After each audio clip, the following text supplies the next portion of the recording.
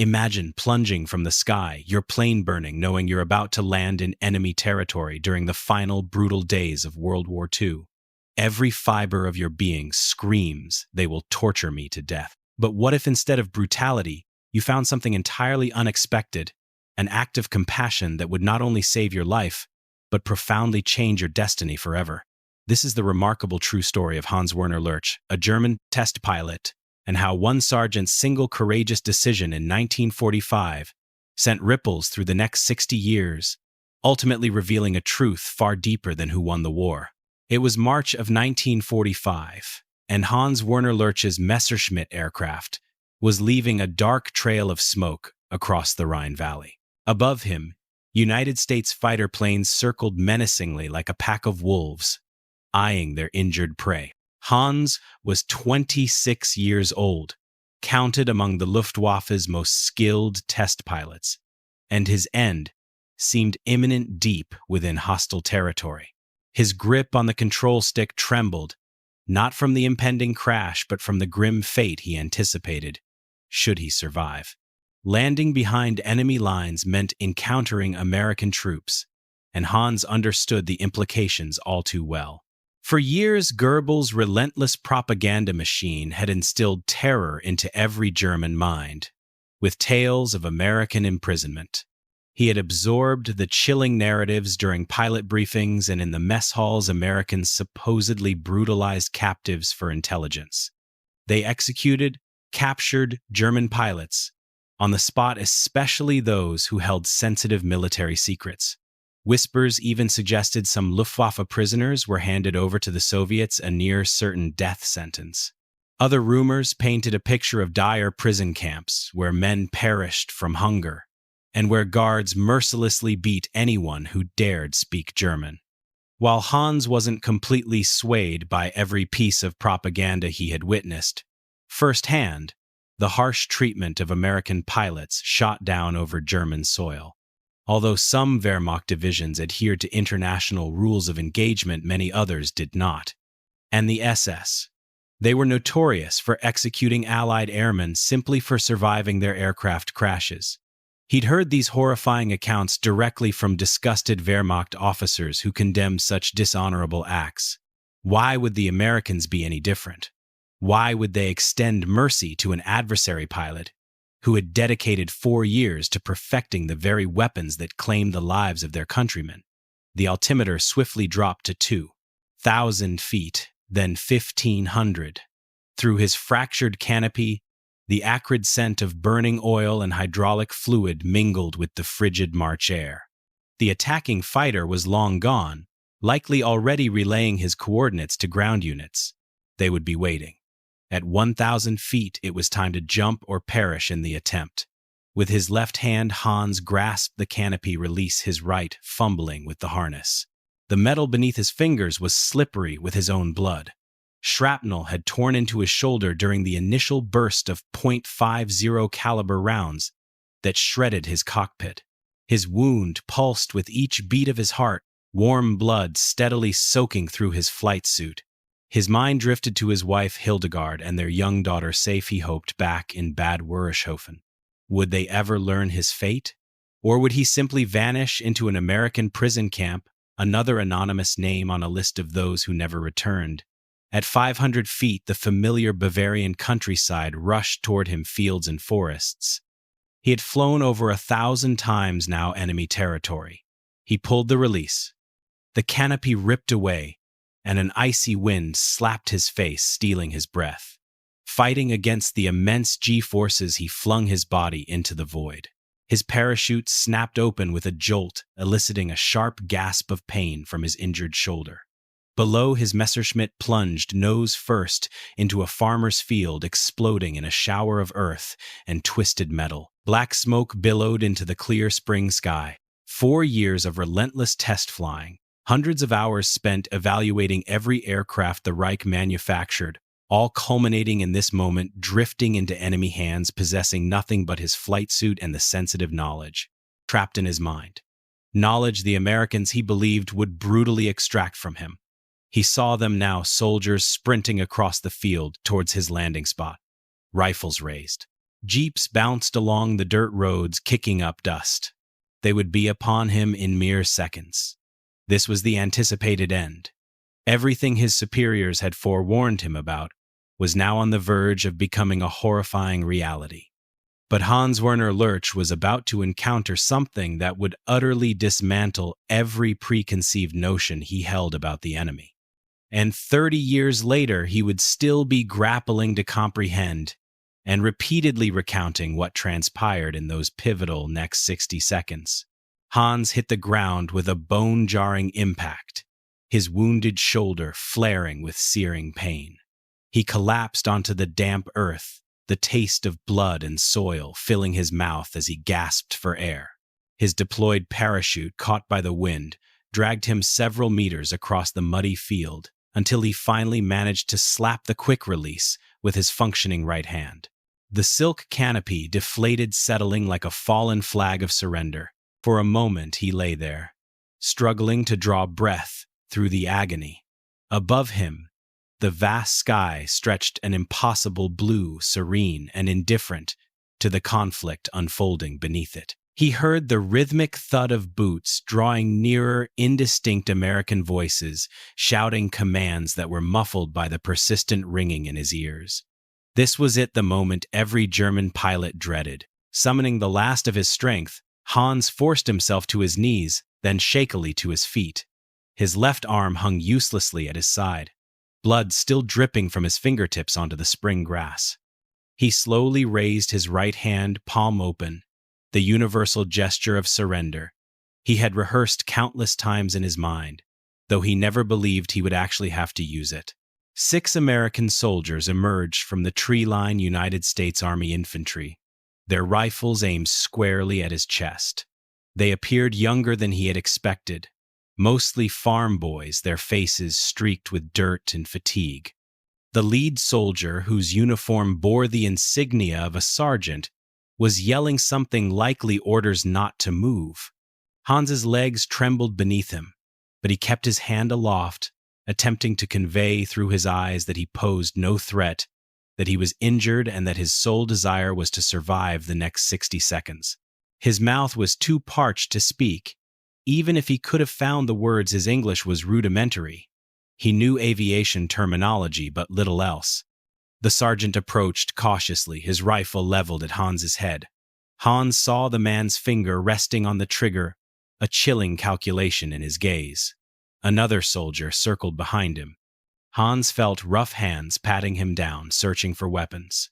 They found nothing but his blood-soaked flight suit and the iron cross pinned to his chest, which one soldier unceremoniously ripped off and pocketed. Luftwaffe. The sergeant stated, his eyes fixed on Hans's wing insignia. Then, raising his voice for his men, he declared, "We've got ourselves a Kraut pilot." Hans understood that much. He tried to speak, to utter anything, but only managed a choked "Ich bin." I am. The words died in his throat, and the world seemed to tilt at strange angles. The sergeant observed him for a long moment, taking in his pallid, blood-streaked face, the way Hans swayed precariously on his feet, like a tree about to topple. Hans saw a subtle shift in the American's expression, not pity, but a flicker of recognition. It was one soldier seeing another soldier in distress. Then the sergeant did something Hans never anticipated. He lowered his rifle. "Get the medic," the sergeant commanded over his shoulder, his voice sharp with urgency. "This one's hurt bad." A young soldier, barely 20, with vibrant red hair and a scattering of freckles that made him look even younger, rushed forward with a canvas bag adorned with a red cross. He knelt beside Hans, gently lowering him to sit in the grass with a surprising tenderness. Hans tried to protest, to insist he could stand, but his legs gave way, and the world began to spin. "Easy there, buddy," the medic murmured, his voice unexpectedly gentle for someone who Hans believed should despise him. He was already using scissors to cut away Hans's flight jacket, revealing the ugly shrapnel wound in his shoulder. "Damn, you got chewed up pretty good." Hans flinched as the medic carefully probed the wound, but the American's touch remained gentle, almost tender, nothing like the brutality he had been taught to expect. Where was the savagery? The interrogation. the rifle butt to his face. The retribution for all the American pilots shot down over Germany morphine. The medic asked the sergeant. "Give it to him, the sergeant," replied, his tone pragmatic.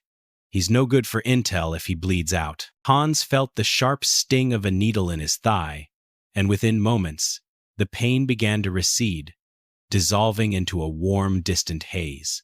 The medic continued to bandage his shoulder, speaking to him in that soft voice, though Hans understood little of the English words.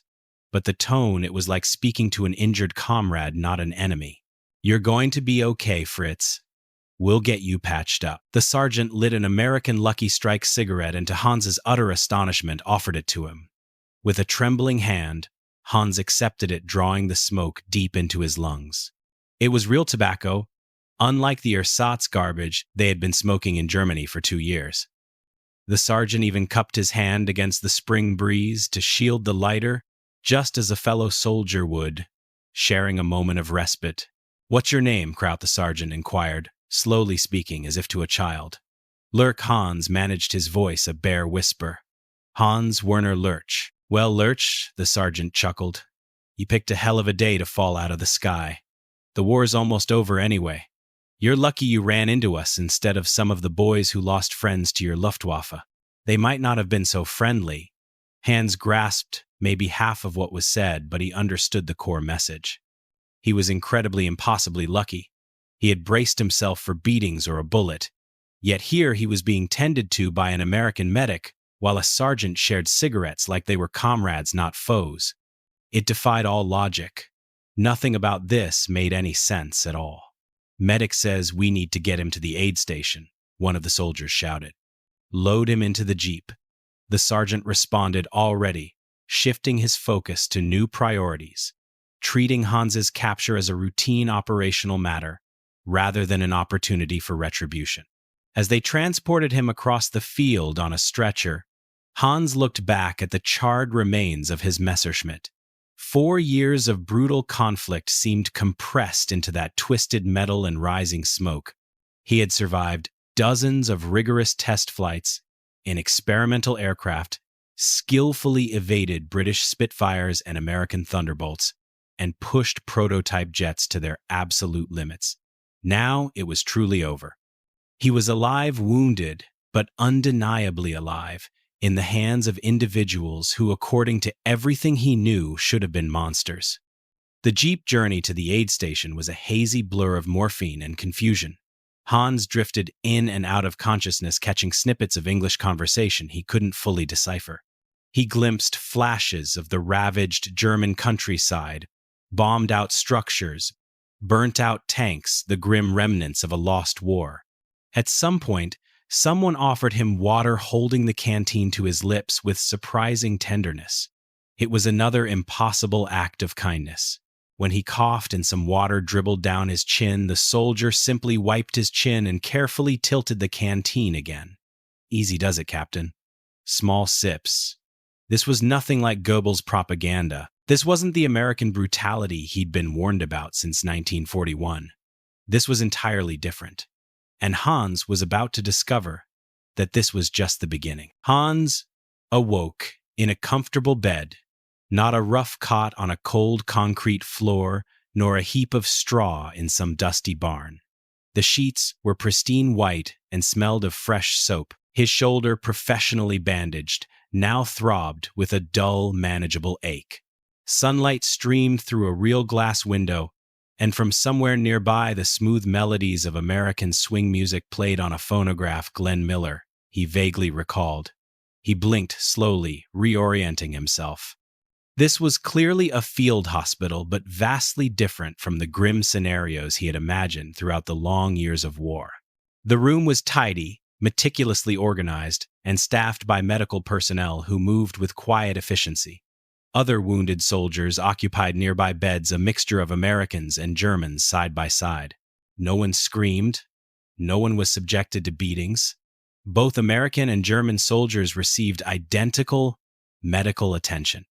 A nurse, a woman in an American Army uniform adorned with captain's bars on her collar, noticed he was awake. She approached with a clipboard and a professional yet genuinely warm smile. Guten Morgen, Captain Lurch, she greeted him in heavily accented but perfectly functional German. I am Captain Morrison. How is the pain this morning? Hans struggled to sit upright, his mind still clouded. You speak German, he managed. A little enough to check on our patients, she replied. She then examined his dressings with practiced hands, her touch professional yet gentle. You were lucky. The shrapnel missed the major vessels. You will have full use of your arm once it heals. Six, my be, ochte. I do not understand, Hans stammered the words spilling forth. Why are you treating me? I am your enemy. Captain Morrison looked at him with a puzzled expression, as if the question itself was odd. Because you are wounded. That is what we do, she stated. Matter-of-factly, as if it were the most obvious truth in the world, as if no other response to an injured human being was conceivable. Over the next 3 days, Hans's confusion only deepened. The Americans provided him with the same rations they gave their own wounded. Not meager bread and water, but hot, substantial meals, featuring actual meat, fresh vegetables, real cream for his coffee, and even chocolate bars. When he remarked that he was still hungry after one meal, they brought him more food without a moment's hesitation, never attempting to leverage his hunger for information. The medical care was exceptionally thorough. A surgeon visited daily to meticulously inspect his wound-change dressings and monitor for infection with a level of careful attention Hans had not witnessed in German hospitals for years. They administered penicillin, that miraculous drug the Germans had only heard whispers about, but rarely possessed. Pain medication was dispensed regularly, on schedule, never withheld, as a punitive measure or bargaining chip.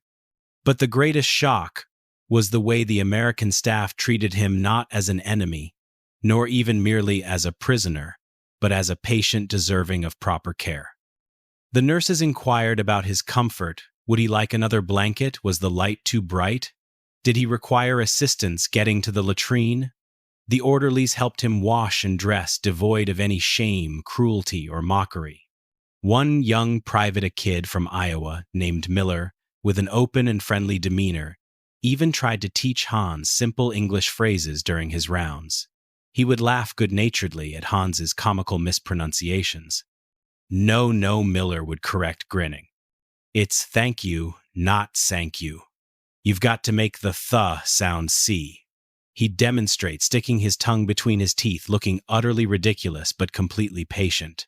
Hans attempted it, failed miserably, and Miller simply laughed, patting his good shoulder. We'll work on it, Captain. You've got plenty of time. The war's almost over anyway. This casual camaraderie, so utterly unexpected, bewildered Hans the most. Miller was 19, likely having lost friends to German fighters. He had every reason to despise Luftwaffe pilots, yet here he was treating Hans like a fellow soldier, not a murderer. Where was the animosity, the thirst for revenge, the profound anger at what Germany had wrought? On his 4th day in the hospital, a United States Army Air Force officer arrived, a major named Patterson, perhaps 40 years old, with distinguished graying hair and perceptive eyes that seemed to miss nothing. He slowly and deliberately pulled up a chair beside Hans's bed, exuding a calm demeanor. He then opened a folder brimming with documents. Captain Lurch, he began in flawless, unaccented German.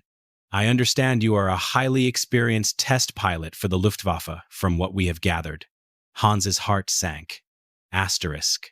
Here it comes, times, he thought. Asterisk. The interrogation, the pressure, the threats, the moment the facade of kindness would crumble. Asterisk. Yes, sir, Hans replied carefully. I was assigned to the Erprobungsstellen, the test centers. Patterson nodded, his eyes scanning the papers. The Reich's aircraft evaluation facilities. You've evaluated most of the Luftwaffe's fighters, I presume. The Me-262s, the jets. This was treacherous ground. Hans knew he had to be careful. I flew many aircraft types, sir. It was my duty.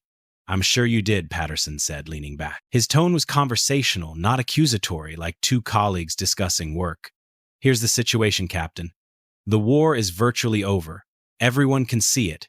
Germany is defeated. The question now isn't who wins. We already know that answer. The question is what happens next? What happens to men like you? Hans remained silent, bracing himself for the trap he was certain was being laid. We've captured a substantial number of your aircraft, Patterson continued almost casually. Jets, rocket planes, experimental designs, fascinating machines, really. But we need someone who truly understands these aircraft to help us evaluate them properly. Someone with actual flight experience, not just technical manuals and guesswork. Hans stared at him, barely able to process what he was hearing. You want me to help you. I want you to continue doing what you excel at, flying and evaluating aircraft, Patterson clarified. The only difference is you'd be doing it for us instead of the Luftwaffe. Patterson offered a small smile, though it didn't quite reach his eyes. The alternative is remaining in a prisoner of war camp until the war officially concludes, and then being repatriated to whatever remains of Germany. The choice is yours. It wasn't truly a choice, and Patterson knew it.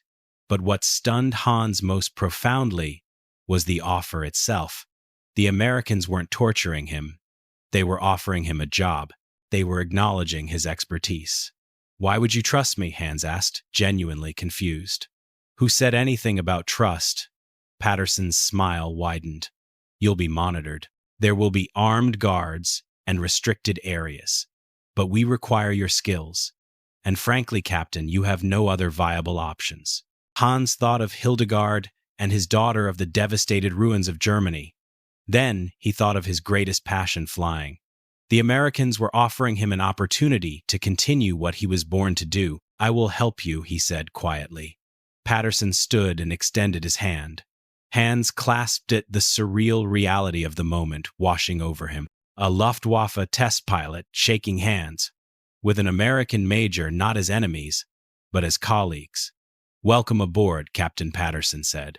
Let's get that shoulder healed up. We've got a lot of aircraft for you to evaluate. The Americans soon transferred Hans to a more secure facility near Frankfurt within a week. Yet secure turned out to imply something vastly different from his expectations. While there were indeed guards, fences, and checkpoints, his quarters were comfortable. The food remained ample and palatable, and the Americans treated him with unwavering professional respect. The base commander, Colonel Raymond, a pragmatist who had flown P-47 Thunderbolts in combat over France, invited Hans to dinner on his first night. Serving pot roast and potatoes, Raymond asked detailed questions about Luftwaffe training methodologies, not as an interrogation, but with genuine professional curiosity. Our boys are skilled pilots, Raymond remarked deftly, cutting his meat. But your Luftwaffe gave us hell for years. I lost 2 wingmen to Bf 109s over France in 1944. Good men. What made your training program so effective in the early years? Hans hesitated, wondering if this was a subtle trap, a trick to extract secrets. But Raymond's expression showed only sincere interest, one aviator talking to another about their shared craft. We had time, Hans explained carefully, still testing the waters. Early in the war, before everything disintegrated, we could properly train our pilots. Hundreds of hours of flight time by the end. He shrugged his good shoulder. By the war's conclusion, we were sending young men up with only 50 hours of flight time. They perished in days, sometimes even hours. Raymond nodded grimly, his expression darkening. Same story everywhere. War grinds men up faster than you can train them. It doesn't matter which side you're on. He poured Hans a glass of wine, actual wine, not the inferior rotgut available in wartime Germany for years. Here's to the poor bastards who didn't make it. Ours and yours. They drank to the fallen. Hans felt a prickling of tears, an unexpected wave of emotion rising from deep within. This American colonel, who had lost friends to German bullets, had every reason to despise him. Yet here he sat sharing wine with a Luftwaffe pilot, acknowledging their common humanity and loss. Over the subsequent weeks, Hans met the team. He would collaborate with American test pilots, engineers, and intelligence officers. Initially, they regarded him with caution, a sentiment he both understood and respected. Yet as they immersed themselves in examining captured German aircraft, delving into design philosophies, and dissecting performance characteristics, something entirely unforeseen began to unfold. They transitioned from adversaries to colleagues. Among them was Captain Jake Larson, a P-51 Mustang pilot credited with shooting down 4 German fighters over the Rhine. He and Hans spent hours meticulously comparing notes on the Bf-109 versus the Mustang, engaging in spirited debates about the merits of various armaments and engine configurations. Their discussions, initially stiff and professionally distant, soon grew animated, even passionate, as 2 seasoned professionals dissected the intricate tools of their trade. They understood intimately what it meant to entrust one's life to a machine at 20,000 feet. "Your 109 handles better than my Mustang at low altitude," Larson admitted one afternoon, as they studied a captured Gustav model in the hangar. "But above 20,000 feet, we dominated. You couldn't even touch us up there." The supercharger Hans acknowledged, tracing a line along the 109's wing. "We never quite perfected that issue, and your range, my goodness, you could fly to Berlin and back. Our planes would run out of fuel after merely an hour of combat." Larson grinned. "That's what happens when you're equipped with Packard Merlin engines and drop tanks." He then added, "Though I'll confess the first time I saw an Me-262 jet scream past me, I nearly lost control. You devils and your jets almost altered the entire course of the war." The casual profanity, the easy camaraderie, it felt utterly incongruous. They were supposed to be enemies bound by hatred.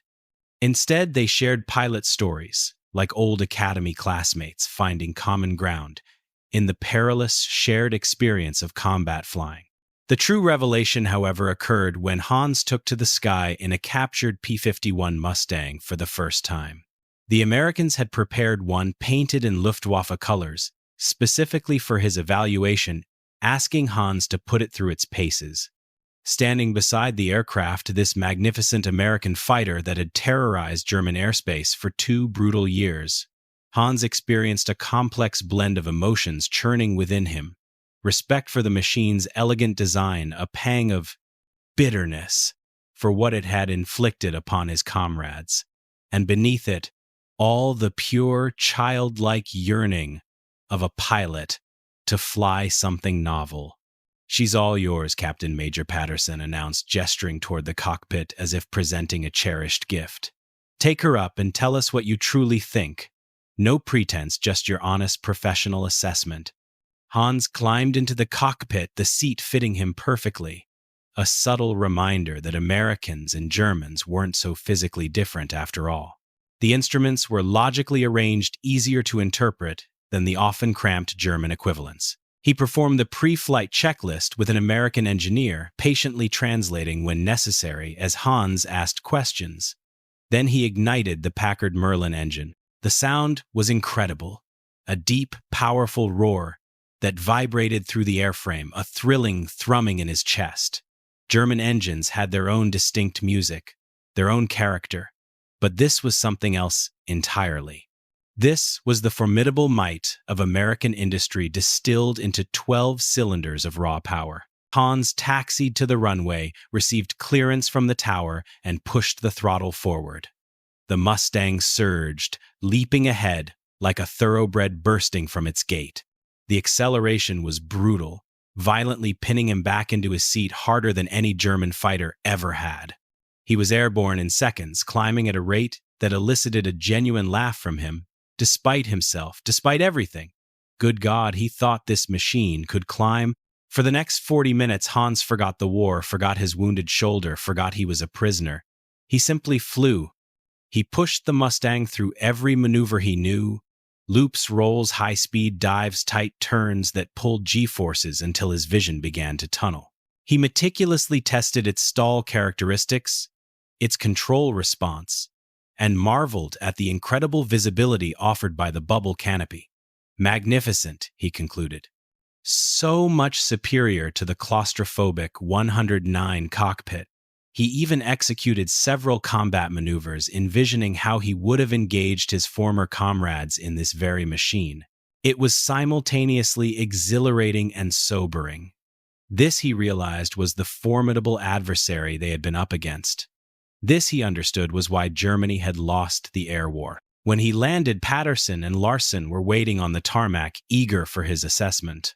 "Well," Patterson asked, "what are your thoughts?" Hans climbed out of the cockpit, his face flushed with the pure joy of flight, his heart still pounding. "It is a beautiful machine," he stated. "Honestly superior to the Bf-109 in almost every measurable aspect. The visibility, the range, the engine power at high altitude. It is truly remarkable. Truly remarkable engineering." "What about weaknesses?" Larsen pressed. His curiosity piqued. "Every aircraft has them.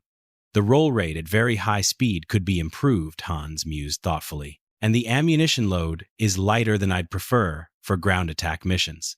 But as a pure fighter, as an air superiority platform," he shook his head admiringly. "In the hands of a capable pilot, it is devastating. We understood this, of course. We felt it every day in the sky. But actually flying one—" He paused, searching for the right words in his limited English. "Now I comprehend why we lost." It was a moment of stark, brutal honesty. These Americans had offered him the chance to fly their finest fighter, and he had responded with unvarnished truth, devoid of any misplaced pride. In that instant, something fundamental within him shifted. He was no longer just a prisoner aiding his captors. He was a test pilot performing his inherent role unswayed by national allegiance. Over dinner that night, in the officers' mess, the interpersonal barriers further dissolved. Larsen proudly displayed a photo of his girlfriend back in Michigan. "Sarah," he murmured softly, "we're getting married when I get home.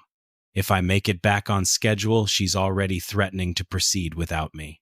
The other pilots chuckled. Another pilot, Lieutenant Morrison, pulled out pictures of his 2 children. "Jenny's 7 now. Tommy's 5. I haven't seen them in 18 months. They probably won't even recognize me." Hans reached into his flight suit pocket. They had returned his personal effects after initial processing and retrieved his own creased photograph. Hildegard holding their 3-year-old daughter, both smiling brightly at the camera, on a sunny day that felt like a distant previous life. "My family," he said simply, his voice thick with emotion. The Americans passed the photo around the table, regarding it with the same tenderness they would their own. There were no sneers, no mockery, no jokes about the enemy. Just men recognizing that the enemy pilot also had loved ones waiting for him. "Beautiful wife," Morrison said quietly. "Your daughter looks just like her." "She is 3, Hans replied, struggling with the English words. She will not remember me if I am gone too long." "You'll get back to them," Larsen asserted firmly. "The war's nearly done. They're already processing prisoners for repatriation. You'll be home before you know it, telling her tales about the crazy Americans you encountered." Hans desperately wanted to believe every word. But beyond the mere promise of returning home, what profoundly struck him was the sheer compassion in these men's voices. They weren't guards and prisoner, nor victor and vanquished. They were fathers and husbands, pilots and professionals, sharing an understanding of each other's fears and hopes, bridging the chasm of nationality. That night, lying in his bunk, Hans tried to fully absorb everything that had transpired. Each new day brought further evidence that the propaganda had been a fabric of lies. The Americans were not brutal monsters. They were disciplined professionals who performed their duties seriously, yet never once abandoned their humanity. They adhered to their rules even when it would have been far easier to disregard them. They demonstrated respect towards an enemy pilot who had contributed to the deaths of their comrades, not from weakness, but from a belief in something greater than vengeance. This was not mercy born of fragility. It was discipline, conviction, and genuine strength. Hans began to question every belief he had held, not just about the war, but about the very essence of honor. Perhaps Germany hadn't been defeated solely by superior American machinery. Perhaps they had lost to American values. Values that affirmed a wounded enemy deserved care, that a prisoner deserved sustenance, that a test pilot deserved the opportunity to continue flying. The Americans were demonstrating something far more powerful than any weapon, the possibility of a more humane existence. And Hans Werner Lurch, shot down over the Rhine and anticipating death, was beginning to believe in it. Germany officially surrendered on May 8, 1945.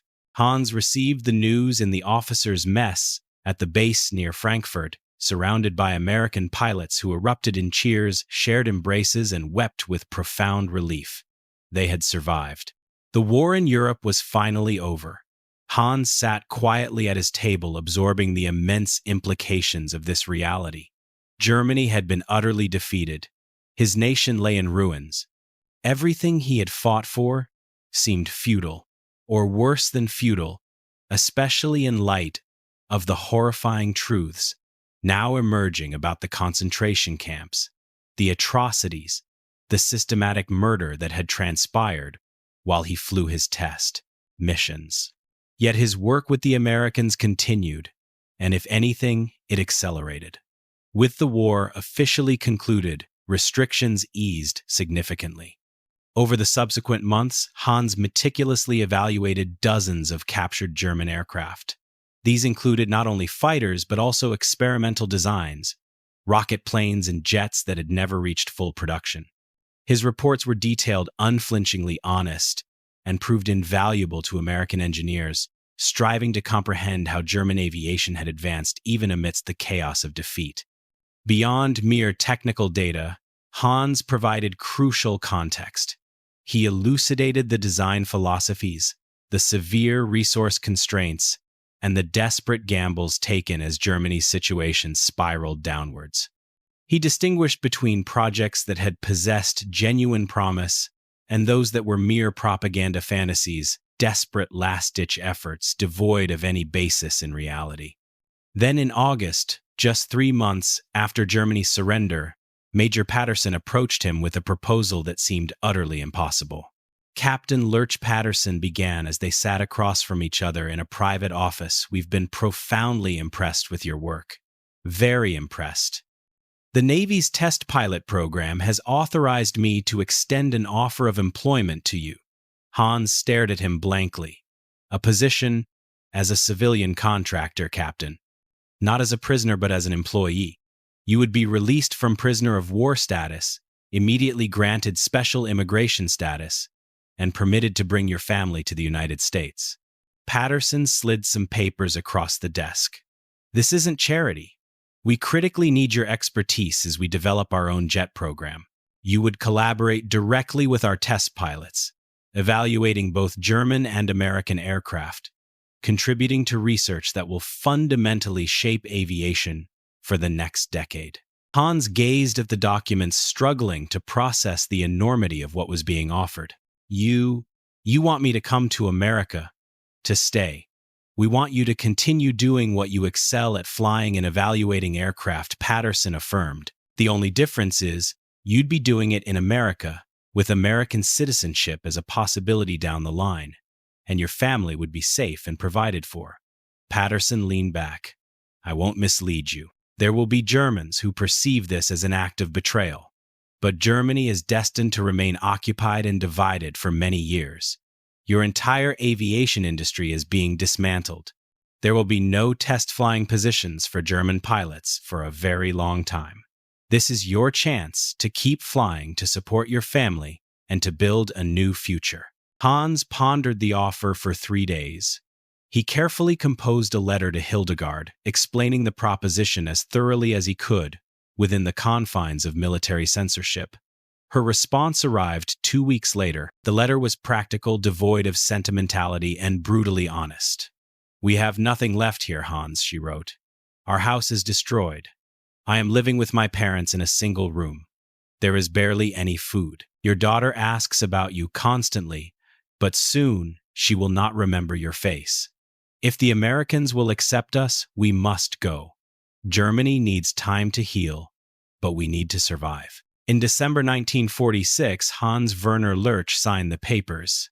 He became one of the first former Luftwaffe officers to officially work for the United States military. He was not alone. Operation Paperclip would ultimately bring hundreds of German scientists and engineers to America. But Hans represented something distinctly different. He wasn't a rocket scientist constructing futuristic weapons. He was a pilot, an evaluator, a man whose specialized expertise was highly valued, but whose inherent humanity proved equally, if not more significant. The Americans arranged for Hildegard and his daughter to fly to the United States in early 1947. Hans met them at the airport in Washington, D.C., the first time he had seen them in nearly 2 years. 2 long years filled with letters and cherished photographs, an enduring hope, yet devoid of physical touch or certain reunion. His daughter, then 5 years old, hung back shyly, clinging to her mother's hand, cautiously observing this stranger in American attire, who claimed to be her father. She had been only 3 when he left. He had missed her 4th birthday, her first day of school, 2 precious years of her life that he could never reclaim. But Hildegard, seeing him suddenly, threw her arms around him and wept, burying her face in his shoulder, her body shaking with sobs that welled up from deep within, sobs born of fear, uncertainty, and an impossible hope now miraculously fulfilled. Hans held her close, his own tears streaming freely, oblivious to anyone watching. "I didn't know if I would ever see you again," she whispered in German against his chest. "Every day I didn't know. I am here," he choked out, his voice cracking. "We are here. We made it." Eventually, his daughter cautiously approached him, slowly, at first testing the waters, but then she smiled a shy, tentative smile and called him Papa. Hans scooped her up, feeling how much she had grown, recognizing the years he had missed, and made a silent vow that he would never leave them again. They settled near Patuxent River Naval Air Station in Maryland. The Navy provided housing, a small house in a quiet neighborhood where other military families lived. It was modest, but compared to the bombed-out devastation of Germany, it was paradise. They had running water, electricity, well-stocked stores with food, and neighbors who were curious but not hostile. Hans flew experimental aircraft for the Navy, making significant contributions to the development of early jet fighters, carrier operations, and pioneering supersonic flight research that would impact aviation for decades. His colleagues, once former enemies, American pilots who had battled the Luftwaffe, eventually became genuine friends. They hosted each other's children for dinner, celebrated holidays together, and formed the kind of deep bonds only survivors truly understand. Hans never forgot the kindness the Americans had shown him. In interviews decades later, he would speak with profound emotion about those first few days after his capture, the medical care given.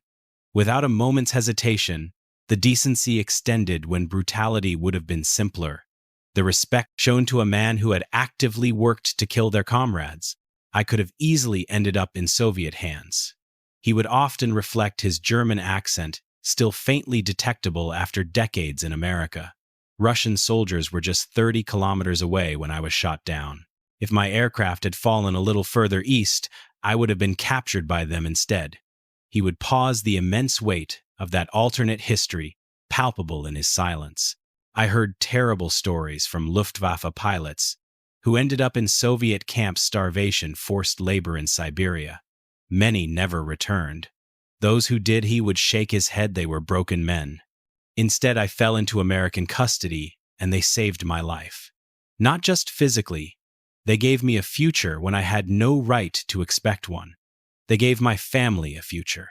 That sergeant who lowered his rifle and called for a medic instead of shooting me, Hans, would recall. "I never even learned his name, but he changed everything with that one single decision." Hans maintained lifelong contact with many of the Americans he worked alongside during those crucial initial months. Major Patterson became a lifelong friend, visiting Hans and his family regularly, even after both men had retired. They would sit on Hans's porch in Maryland, drinking beer, and reminiscing about the old days, about the aircraft they had flown, and about the strange twist of fate that had transformed them from enemies into brothers. Captain Jake Larson, the Mustang pilot, who had once been wary of working with a former Luftwaffe ace, eventually stood as godfather to Hans's second child, a son born in America in 1949. At the christening, Larson delivered a short speech that Hans would never forget. "We were enemies for 4 years." Larson began holding the baby with the tender, somewhat awkward care of a man unaccustomed to infants. "We fought each other in the skies over Europe. We tried to kill each other. That's simply the truth of it. But we've been friends for 4 years now, and I earnestly hope we'll remain friends for 40 more years. I believe that speaks volumes about the importance of upholding principles, even in warfare," Hans reflected after that. "Especially in warfare." The room fell silent after Larson's words, Americans and Germans alike processing the profound weight of his statement. Then Hans's daughter, now 7 years old and thoroughly Americanized, broke the silence by loudly asking when they could have cake, and everyone dissolved into laughter. The moment passed, but Hans never forgot it. He often pondered Larson's words, doing things the right way, even in war, especially in war. Hans Werner Lurch passed away on February 13, 2003, at the age of 84, surrounded by his family in his Maryland home. His obituary appeared in aviation magazines worldwide, acknowledging his significant contributions to test aviation and his singular role as a bridge between former enemies. At his funeral, several elderly American pilots attended, men who had once flown against the Luftwaffe, then worked alongside Hans, and subsequently became his lifelong friends. They stood with Hans's American children and grandchildren, 3 generations, whose very existence was a testament to one American sergeant who had lowered his rifle and chosen compassion over revenge. One of them, Jake Larson, then in his 80s, spoke at the service. "Hans used to say he got shot down over the Rhine and landed in America." Larson recounted, his voice still strong despite his age. "He meant it literally. That day, in March 1945, when his Messerschmitt went down, and he parachuted into that field. But he also meant it figuratively. We offered him a chance to become American, not merely in citizenship, but in spirit, and he embraced it. He became one of us." Larson paused, looking at the flag-draped casket. "That's what enabled us to win the peace, not just the war. We didn't eradicate our enemies. We transformed them into allies." Hans was living proof that it works, that doing the right thing, even when it's difficult, even when revenge seems more appealing, yields dividends for generations. These powerful human stories serve as a timeless reminder of why principles matter even in the darkest of times. They show us that choosing compassion, respect, and dignity, even for those we call enemies, can forge a path to peace and create bonds that transcend conflict. Do you have a family story from World War II? A tale of prisoners of war, of enemies who became friends, or of small acts of kindness that reshaped everything? Share your unique stories and reflections in the comments below. If this story resonated with you, please give this video a thumbs up and subscribe for more untold historical narratives. We'll be sharing another compelling story from World War II next week, so don't miss it.